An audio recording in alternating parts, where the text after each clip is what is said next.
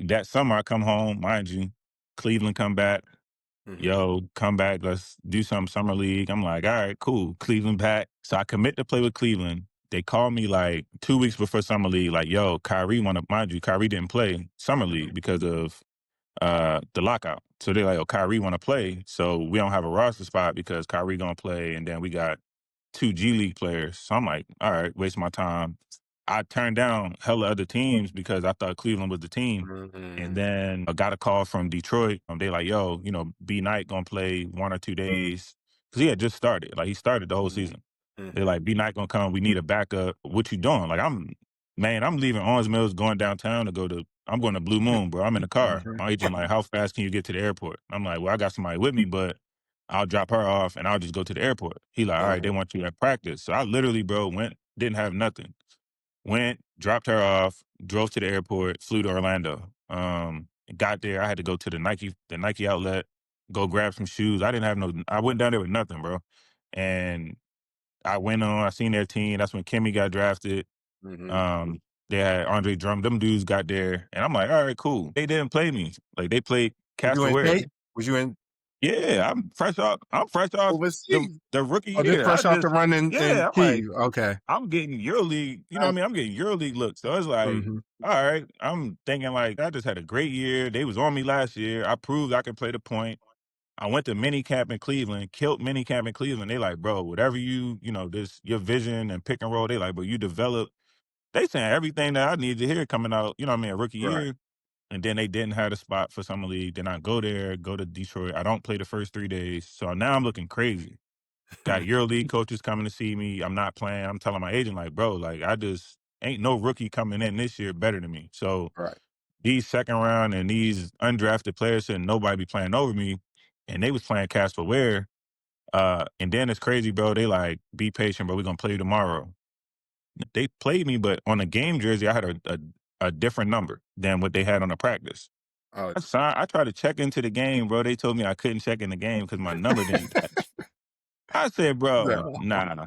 That was the day I said, fuck the NBA, bro. Like, I real live, like, Oh, told you my said agent, they I'm was like, bro, playing with you. Yeah. yeah, I said, bro, there's no way, No way bro. you keep Like, the saying day I'm supposed to get in, can't check in. And I just told these, bro, my number not the same. They like, no, it's Good. cool. Oh, But they had to go to the hotel, get my practice jersey, and bring it back. I'm like, bro, now it's in the third quarter. oh, I'm hey, like, what? nah, bro. I told my agent, like, bro, this shit embarrassing. Like, yeah. nah, I'm not going, bro. And I just after that day, bro, until I played in the league, bro, I just kind of chalked it up with the league. I was like, I'm gonna lock in on overseas.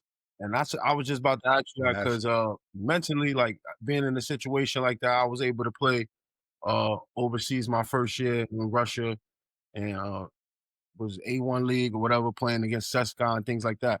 But my mentality, being Hmm. honest, like it may know when I first got my contract, he was one of the first people besides my family, my mother and them that I showed. He like, bro, what? You better go over there. yeah. I was so locked in on I'm an NBA player. Like, nah, I'm not playing Yeah, it's NBA. league. That I Hey, feel like I lost track of what I had good overseas. So when I Hmm. that, Malcolm. that's what I just want to allude into is like, what was your mentality to just switch and go? You know what? They ain't accepting me for what I got. Let me just lock in over here, get all this money over here, be a top player, become a big god star, go to Europe, etc. How did you turn your mentality to just lock in to go overseas and not look back anymore? Yeah, so MD, that summer MD, definitely MD, did. But MD. Before you answer that, let me just tell you, I looked at this boy contract and I said, ain't no way you tripping about the NBA, bro. Ain't no way you tripping about and the they was NBA. giving And not that, with and that type of money. they was giving it out in Russia What? too. I got a plug off What? the rip, bro. I was with Pops. Yeah, Pop with yeah, Sescon, bro. they was giving it up. Stories for Yeah, days, so but yeah, go. But go ahead. yeah, just with that, I think that set the tone for it. I think my agent already had a plan. He was just like, yo, he was like, bro, we know, because bro, even with the draft, they had me best available like the last. I was like top three best available, like the last 40 picks for the second, like the second round in that draft. So my agent was like, look, bro, he was like, I know what you can do overseas. He was like, my plan for you is I want you to go over here and become one of the top players overseas so they can come after you. He was like, I don't want you to chase the league.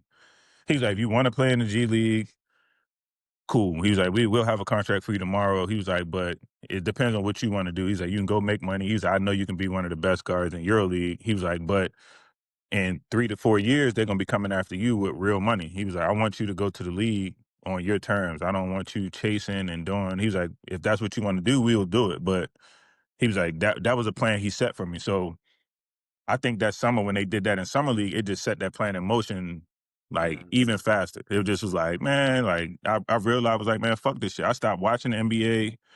Now I'm watching EuroLeague. Now I'm watching, like I said, that mentality kicked in. It's like, who the best guards in EuroLeague? Oh, how much he make? Oh, he make this? And it was like the first time I really seen it was when I went to when I was in Ukraine. Preseason we had Pat Bev. So Pat Bev had signed in Yep. Spartak in St. Petersburg, and they gave him a bag. Mind you, again, like dudes who played on the Adidas circuit, some of these guys I never crossed paths with. So I'd never seen Pat Bev in person. I knew who he was, but you know what I mean? I just seen, you know, in Europe, like if somebody, you're on a low budget team and you playing against a big budget team, all they talk about Yep. is the money. So my coach come to me, he like, bro, you know who that is? I'm like, yeah. I'm like, it's Pat Bev. He's like, man, you know how much, you know his contract, da da. So they just kept talking about money. He like, and I'm looking, I'm like, oh, they like, oh, I'm like, he made what? They say, and mentality kicking. I'm like, oh, I'm like, all right. I'm like, I'm making this much, this making this much. I'm like, hold on. That team got a budget of what? Their backup making, I'm like, they backup making 3 times more than me. I'm like, nah, bro. So, you know what I mean? Mentality kick in. We end up beating them. I hit a buzzer beater. Like I hit the buzzer beater. I called my agent at the game. I'm like, bro, there's no way, bro. I said, I need in. So he like, what you mean? And then we in the hotel, Pat Bev walk in. He walk in, I think he with his girl. Just come in. I remember this shit, bro. I told him multiple times, bro. Like he motivated me to another level. Walk in with a big ass Breitling on, like having a bust down Breitling. They had hella bags. They just went shopping. I'm like, and mind you, in Europe, it's like you lose a game, like Yeah. man, we in there. I'm chilling in the lobby, walk in there with the bags. I'm like, bro, I respect whatever. Da da da. He rapped to me a little bit. He like, man, I'm trying to get the fuck out of here. He's like, man, I'm probably gonna leave. He's like, he was saying something about the NBA. He was like, you know, whatever. And it ended up happening, but he was like, yeah, bro, I'm trying. He's like talking about getting out his contract. So I hit my agent again. I'm like, bro, this Pat Bev said he gone.